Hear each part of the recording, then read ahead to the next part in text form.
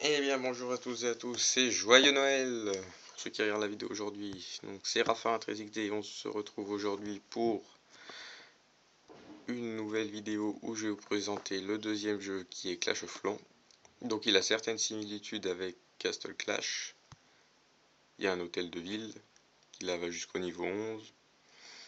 Des extracteurs et des mines qui produisent de l'or et de l'élixir, l'équivalent de la mana. Il y a l'élixir noir aussi, une troisième ressource qui a des utilités différentes. Nous avons pareil des bâtiments défensifs. Alors les bâtiments défensifs, il y en a trois sortes. Le mortier, le canon, l'arc X en mode sol, qui ne tape que les troupes terrestres. Les défenses antiaériennes qui tapent que les troupes volantes. Et la troisième sorte, c'est les défenses qui tapent les troupes air et les troupes au sol. Donc il y a l'arc X en mode air sol, la tour de sorcier, la tour d'archer, la Tesla camouflée. Pour les troupes volantes, il y a aussi les propulseurs, ça fait pas de dégâts mais ça repousse les troupes. Pour défendre, vous avez aussi les pièges, donc les pièges à ressort qui font entre guillemets disparaître les troupes. Alors sauf les héros, les PK, les golems. Vous avez également les petites bombes, ça peut être utile pour détruire un ou deux barbares qui passent, voire un sorcier. Les bombes géantes qui font énormément de dégâts, surtout aux cochons. Donc ça c'est très utile, des fois c'est pas de chance, il y a un barbare qui passe et ça déclenche, c'est comme ça. Les pièges squelettiques, donc il y a des petits squelettes qui sortent soit au sol, soit dans l'air. Les mines chercheuses qui tapent les troupes qui volent, alors ça ne tape pas les guérisseuses et les serviteurs, les gargouilles quoi. Et ça fait beaucoup de dégâts. Et les bombes aériennes qui tapent qui peuvent taper plusieurs troupes en même temps et qui font moins de dégâts. Donc pour vous défendre, vous pouvez aussi avoir des troupes dans le château de clan. Personnellement, je n'en utilise pas pour défendre. Vous avez aussi bien évidemment les murs qui vous protègent. Vos héros, donc la reine qui tape air sol et le roi qui tape qu'au sol. Pour la défense, je pense que c'est tout. Et puis contrairement à Castle Clash, les troupes ne vous défendent pas. Parce que sinon ce serait un peu cheaté, hein, faut se l'avouer. Les troupes, vous pouvez déjà en avoir dans le château de clan. Alors, voilà, vous avez donc vous voyez mon profil. Je vous montrerai ce qu'il y a en dessous après. Donc vous pouvez avoir un clan. Alors je sais plus à partir de quel... Moi je crois que c'était HDV4 qu'on pouvait avoir un clan. Ça coûtait 40 000 pour réparer le château de clan. Maintenant je sais pas, j'en ai aucune idée, je veux pas dire de bêtises. Les ligues, donc suivant le nombre de trophées que vous avez, vous êtes dans différentes ligues. Et vous gagnez différents bonus de butin. Je crois que vous gagnez une attaque. Alors maintenant c'est différent, depuis la mise à jour, il faut faire 70% de dégâts pour avoir l'intégralité du bonus. Sinon on en gagne moins. C'est un rapport en pourcentage. Donc oui, vous voyez aussi les meilleurs clans donc mondiaux français, les meilleurs joueurs mondiaux et français. Les amis, les persos. Vous avez aussi les messages, donc les messages de clans. Là, joyeux Noël. Vous pouvez voir vos 4 dernières attaques, et sinon vous pouvez voir que les résultats. Vos 4 dernières défenses. Enfin, moi, la dernière n'est pas disponible parce qu'elle date d'il y a trop longtemps. Vous avez le village édition, éditeur de plan. Vous pouvez faire 3 villages. Donc si vous permet, quand vous pouvez faire un village, de ne pas le modifier directement. C'est plus simple. Les 3 bases, guerre de clan également. Ici, c'est le succès, c'est ce qui était en dessous de mon profil. Donc à chaque fois que vous terminez un succès, vous gagnez... Par exemple, pour conquérant, si je réussis, je gagne 1000 points d'expérience. Donc c'est pour ce qui est en haut à gauche, en dessous de mon nom, c'est écrit 3900. Donc si je réussis, je passe à 4900. Et il faut un certain nombre pour passer niveau 105. Je ne le connais pas également. Je ne connais pas précisément. Et je gagnerai 20 gemmes. Donc les gemmes, ça peut être utile pour booster les casernes, booster les extracteurs. Donc en ce moment c'est utile parce que pour Noël ils nous les ont fait à une gemme. Je crois que je vais y faire d'ailleurs pendant un jour. C'est beaucoup. Bon, c'est Noël. Ça aussi? Ah, ça aussi, ça c'est bien. Voilà, c'est Noël. Et vous avez aussi le sapin de Noël. Honnêtement, je le trouve moche. Ce n'est que mon avis. Et voilà. Les petits boutons, il est très utile. Vous voyez toutes vos troupes du château de clan, vos sorts dans le château de clan. Parce que maintenant, oui, vous avez un sort dans le château de clan. Ce qui vous permet, avec par exemple la composition de sorts que j'ai et un autre sort de poison, de tuer un dragon. J'ai pas de replay parce que la dernière GDC date d'avant la mise à jour, donc c'est plus disponible, les visionnages. Mais si vous sortez le dragon, vous mettez un sort de poison dessus, vous attendez un peu, faites patient, si vous les lancez les deux en même temps, ça ne tuera pas le dragon. Donc vous attendez quelques secondes et vous relancez un deuxième sort de poison. C'est pas obligé d'avoir deux sorts de poison 4. Moi j'ai essayé qu'un sort de poison 2, un sort de poison 3, ça marche très bien. Presque sûr qu'avec deux sorts de poison niveau 1 ça peut faire. Mais il faut surtout pas les lancer en même temps. Maintenant, passons. Il y a le laboratoire aussi. Le laboratoire permet d'augmenter le niveau de vos troupes, de vos sorts noirs et de vos troupes noires. Donc, comme troupes, vous avez voilà, tout ça. Barbares, archers, ce sont deux troupes très classiques qui vont bien pour farmer ou pour sortir un château de clan.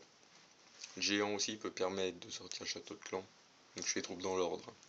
Ensuite, le gobelin, il tape les ressources. Peut être utile pour sortir un château de clan, mais c'est surtout utile pour farmer. Et maintenant, il tape le château de clan et l'hôtel de ville, vu que maintenant il y a beaucoup de ressources dans l'hôtel de ville.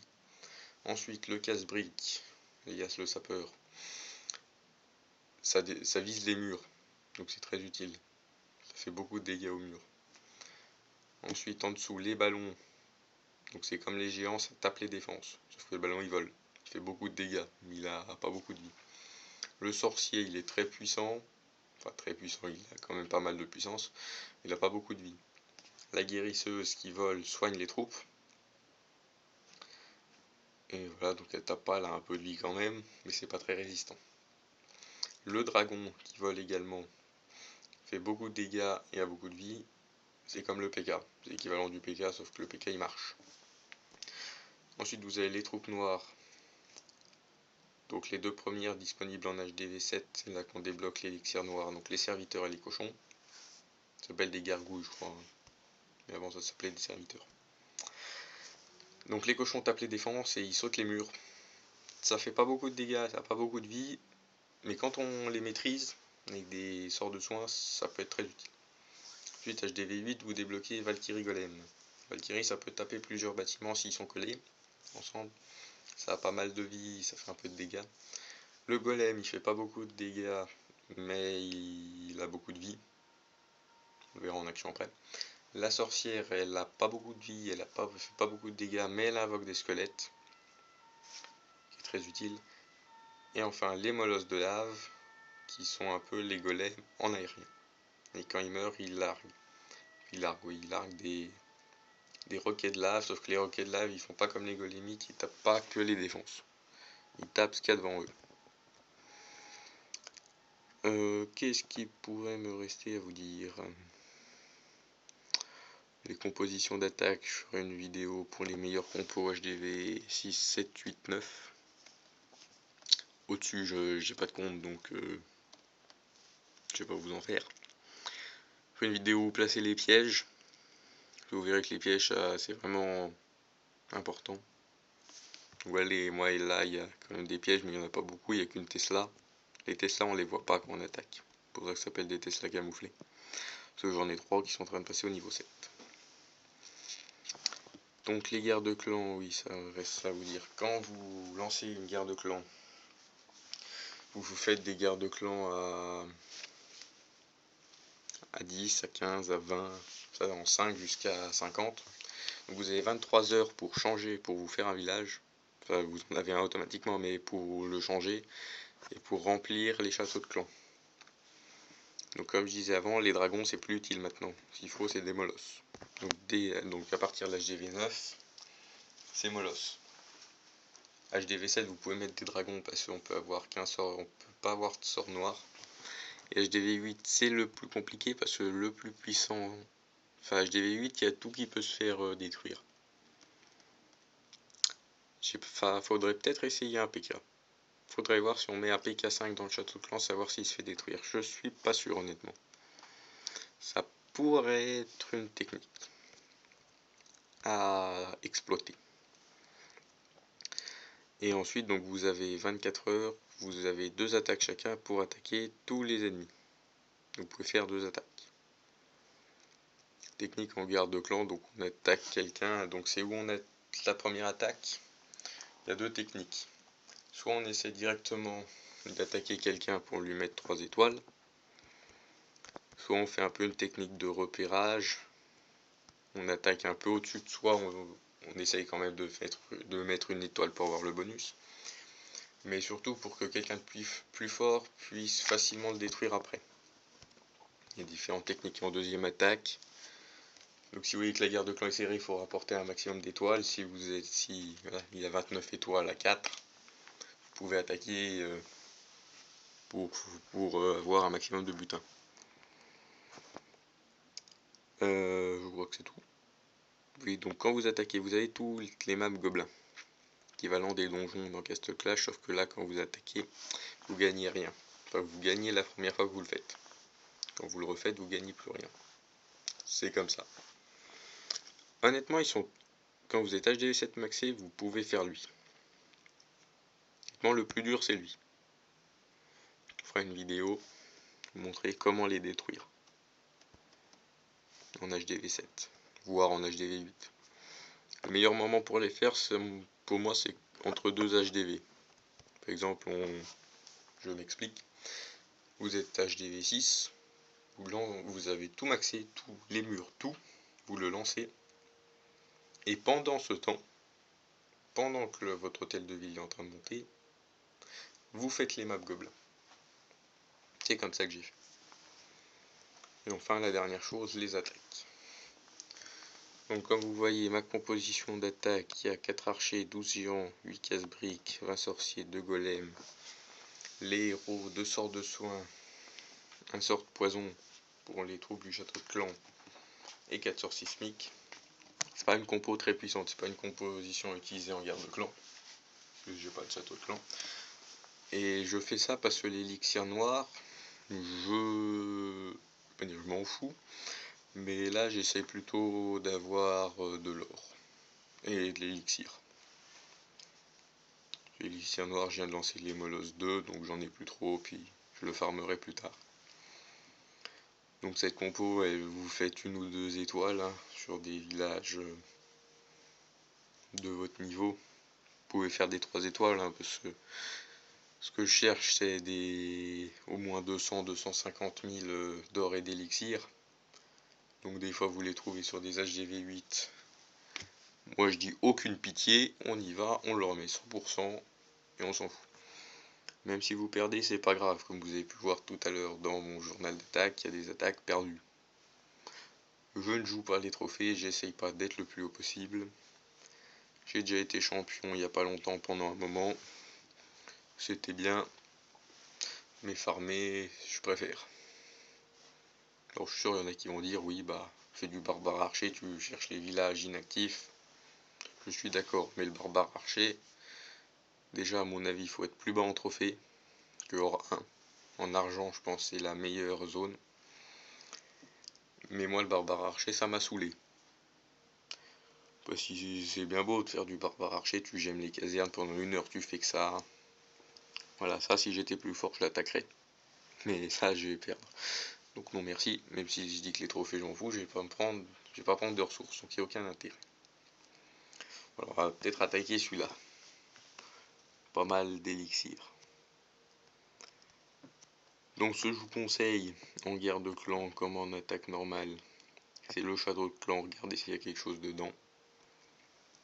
Là, il n'y a rien, tant mieux. Donc on va attaquer en haut, ici. Donc les sorts sismiques, voilà, donc ça fait pas de dégâts. Bâtiment de ressources, c'est pour ça que la réserve était comme ça. Ah, ça fait un trou là. Ah. Bon, c'est pas plus mal, mais bon. Pourquoi ils sont partis, ces bandes de cons? Pourquoi ils ont pas tapé dans un coin? Bande de cingouins.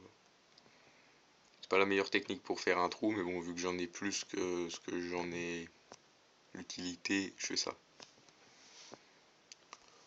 Bon, on va attaquer comme ça, donc vous mettez les golems devant, comme vous voyez, ils vont prendre cher, mais ils vont être toujours vivants. Ensuite, je mets un peu de géant pour faire un peu de dégâts. Vraiment les sorciers, les héros. Sort de soin, j'en ai deux. Il y a deux golems qui vont à deux endroits différents que les géants, je mets les sorts de soin dessus. Donc faut les placer un peu stratégiquement, hein, vos sorts. Hein. Pas les mettre sur les troupes, faut les mettre sur les troupes, mais anticiper leur déplacement. Sinon ça n'a pas un grand intérêt. Si vous mettez un sort de soin qui sert 3 secondes alors qu'il dure 15 secondes, c'est dommage. Donc aussi ce qui est bien maintenant, c'est que quand on prend l'hôtel de ville, avant on prenait 1000 or, 1000 élixirs. Autrement dit, rien. Que maintenant il y a beaucoup plus d'or, beaucoup plus d'élixir et de l'élixir noir. Donc c'est utile de le détruire. C'est aussi utile de le rentrer. Utile de faire le rentrer, c'est pas le laisser à l'extérieur comme on le mettait avant pour farmer tranquille. C'est pas pour ça qu'il y a moins de farm. Moi, ça n'a pas du tout changé ma vie de mettre mon hôtel de ville dedans. Donc voilà, le roi, sa capacité, il récupère de la vie, il devient plus puissant, et les barbares à côté deviennent plus puissants. La reine devient invulnérable, regagne pas beaucoup de vie, fait plus de dégâts. Je pense qu'on va s'arrêter là pour l'attaque. Hein. Voilà, ça sert à rien de gaspiller toutes les troupes non plus. Je pense avoir fini la présentation et être arrivé à la fin de cette vidéo. J'espère que ça vous aura plu et à bientôt.